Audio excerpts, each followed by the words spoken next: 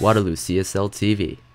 Alright, so on the left side of this map called IC Sandstorm Mists, we will have CombatEX as the green Protoss, who represents the University of Waterloo. And on the right side, we have nomsayin as the red Zerg, who represents the University of Colorado.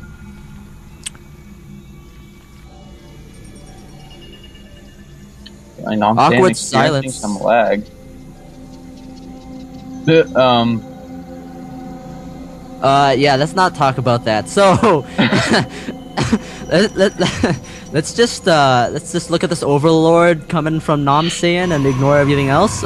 Overlord obviously going to kind of like the corner where the natural is of the where CombatEX's natural is. Sorry. So the Overlord going to be passing by around the base rather than directly towards it. Very obvious. And probably the best play you can do in this case, considering it's just the beginning of the game. What do you think, and why? Why do people do this, Kragus? He's probably just aiming to hide that Overlord back behind the space to catch an expansion. Yep. And he doesn't really want to expose it to early sentries and to just lose it. Although sentries don't do much damage, they can still take down an Overlord eventually.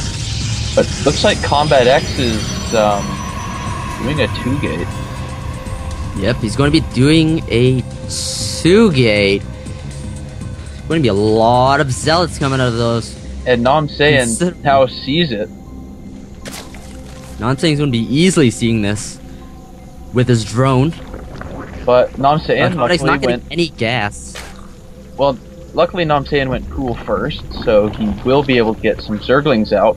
But what he really needs against all those zealots are possibly a spine crawler or some roaches, as Zerglings are just terrible against zealots. What do you think about that pylon placement, Kragus? One that CombatEX put on the right side that you can put the camera on right now? I don't know. I've seen people hide tech up in this little shelf. As a warp-in position, it doesn't seem like it saves you much time to go towards your opponent, but it is definitely a nice place to hide some tech or do something of that sort. And a zealot out for CombatEX, just cutting up some scouting, and his first 2 zealots going over, or standing on the ramp. Or going over, 3 zealots, nothing but a threesome. Just waiting for that third wheel coming along. And the third zealot is going to be able to take out these Zerglings that are coming through. These Zerglings die. Losing all of his Zerglings, that's definitely a bad position to be in, because you need every single Zergling that you have pulled off this time. Especially to hold off this, yes. CombatEX making a forge. CombatEX having a forge. And a cannon and a fast expand, so this is an economic 2-gate. Definitely a more interesting sort of 2-gate, I guess. And he brought a probe along. Not sure what he's going to do with that. But a spine crawler down for nomsayin. That finishes CombatEX going to have more zealots to be able to do a huge amount of stuff. CombatEX in a very good position in where the ramp is, so that the Zerglings can't get us around on the zealots. What else? Nothing much really going on right here. The rush distance is quite far. Combat doing an interesting approach. Looks like he might be about to cannon up nomsayin's natural. So even when nomsayin breaks out of this, which he's about to do with these roaches, well, it looks like he's not going to have time. Either that or he's just hiding it for some reason. But yeah, I think he's just hiding that probe to find out when the natural does go down, which it is going to go down very soon. Right now, and the natural goes down for nomsayin. But CombatEX is really ahead. I mean, 2 base Protoss, 2 base Zerg. That Zerg really has to either risk and get an early 3rd, or CombatEX really needs a zealot out sometime soon. That probe not going to be able to defend it out. Yeah, that probe's not going to do a lot. Although these 3 photon cannons are going to do a significant amount of damage, but all those roaches from nomsayin, if he continues to commit to roach production, he's droning up now. If he made a significant number of roaches, he probably could have broken this front. as with the Roach range increase, he put a shot at the cannons, so we can get vision. Yeah, if you look on the where CombatEX is right now, CombatEX has made a pylon and is going to be cannoning the natural of nomsayin right now. 3 cannons going down for CombatEX. It is no wonder the probes were cut. The probe production was cut, and I was like, why is probe production cut? Well, because he's saving minerals to make those 3 cannons so that the hatchery won't be able to go down as fast. But the probe does get a sneak in. I don't know, those 3 roaches are like really dumb to it. They don't see anything. Yeah, I don't know what nomsayin is what is going on?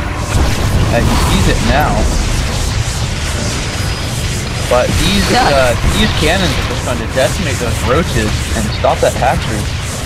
Oh, and CombatEX put a banner nexus up. Not a very good thing to do.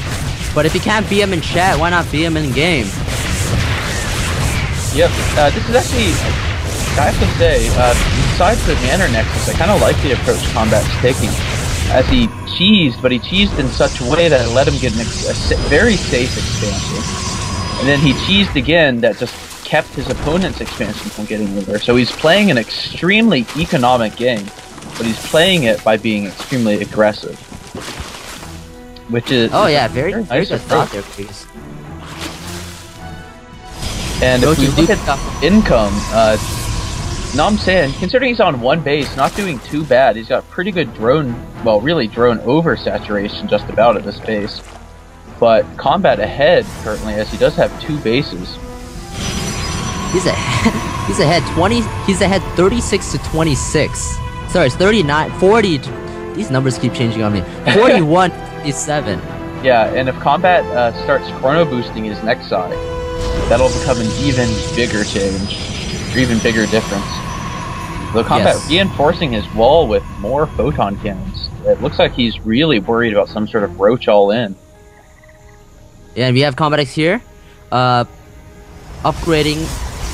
researching upgrades for his warp gates, finally, after that really aggressive 2-gate cannon. Warp gate tech. Yeah, and it does look like nomsayin's strongly considering going all in on roaches, as he's really producing quite a lot. And he's getting full roach upgrades. Unfortunately, though, he just lost 3. If he's getting pneumaticized carapace, which is a kind of weird choice. Faster overlords don't really help unless he's going for some sort of drop.